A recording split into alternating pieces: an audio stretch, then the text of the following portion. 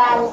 Sabay-sabay natin inulit ang wika ng Agosto bilang pagbibigay pugar sa mga taong nasa dito at pinaglaban ng ating wika mula sa mga banyaga. Sa paggamit ng wika Pilipino, muli natin binibigyang buhay ang ating kultura at kasaysayan.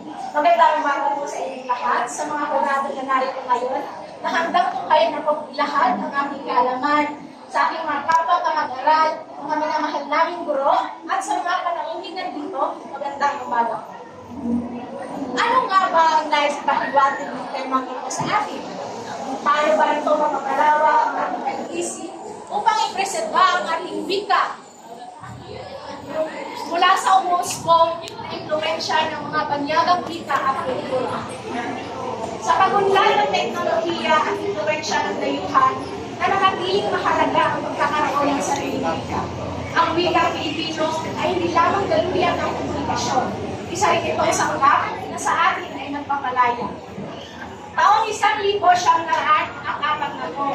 Ikapito ng Hunyo sa Pambansang Kapulungan ng Pilipinas, ang Batas Commonwealth bilang 570 na ang Pilipino ang magiging opisyal na wika ng Pilipinas kasabay ng ating inaasahang kalayaan mula sa Estados Unidos.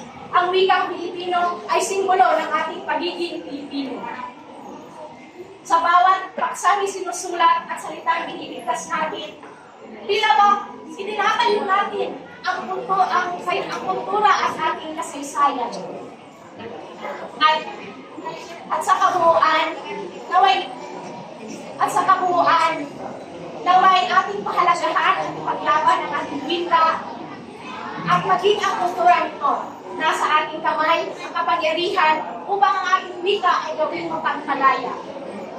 At sa huli, ang wika at sa huli, wikang mapagmalaya, wika ng bayan, takas ng sambayanan. At sa huli ko, ako po si Samantha Nicole Dami, mula sa